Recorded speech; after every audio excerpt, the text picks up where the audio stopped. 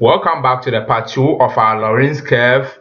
My name is Idris Dauda and I'm with Watson Bride.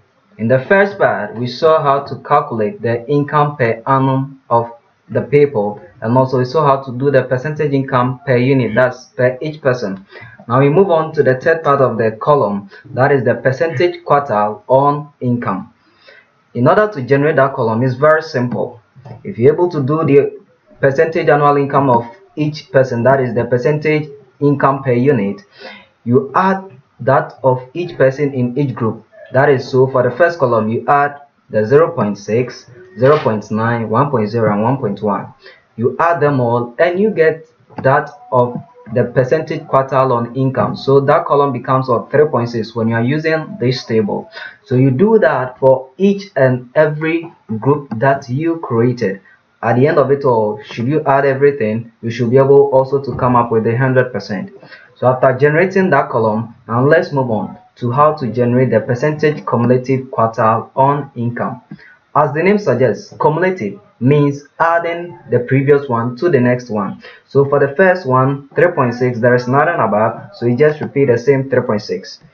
Now moving on to the next part, you add the 3.6 to the 7.1 to get the new one, which is 10.7. So the 10.7 will be used to generate the next data for the next group. So 10.7 plus the 11.5 of the other group to give you 22.2 for this group. So you see how the system is going. It's very systematic. You add the previous one to the new one to get the accumulative until you get to the 100. Sure enough, after generating this, now let's move on to the percentage quartile on household.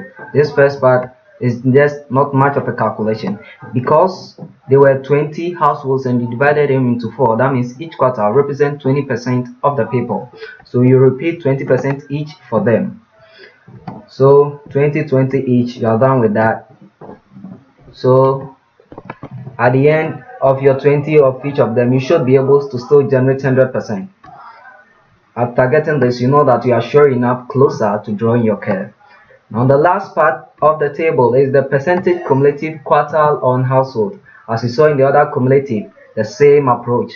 So you get the 20%, that is for the first one. There is none previous, so you just repeat the same 20%.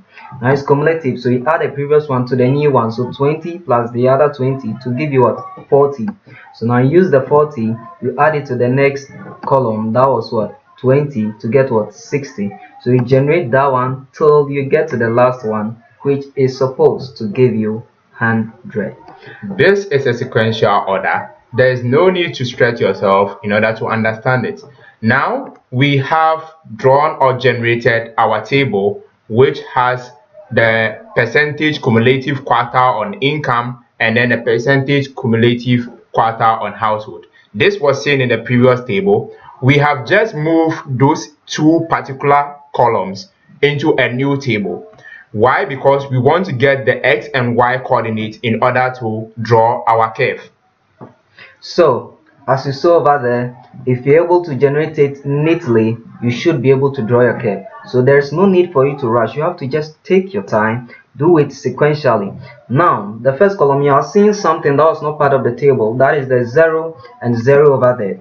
What do you mean by that? No, the curve is used or is supposed to start from the origin of the graph. That's the perfect line of equality. That's 0, 0. So that will be your first coordinates that you ought to plot on your graph.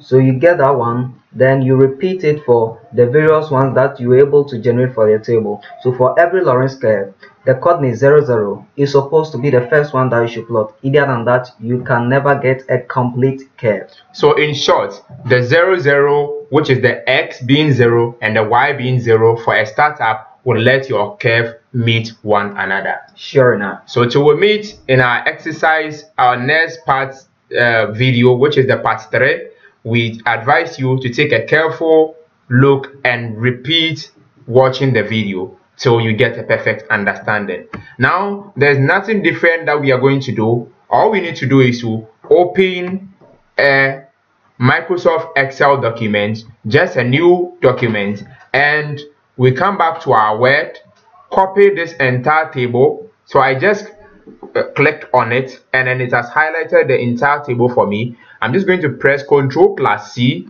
then I'll go back to my Excel document and then paste my data. Once I paste my data, it copies the entire table for me into this particular Excel document. So we'll come back in the part 3 exercise video of this Lorenz curve, and then we will get our diagram neatly drawn. I'm sure you are really enjoying this video. Of course I am. Sure enough. Alright. Peace be upon you. Meet you there.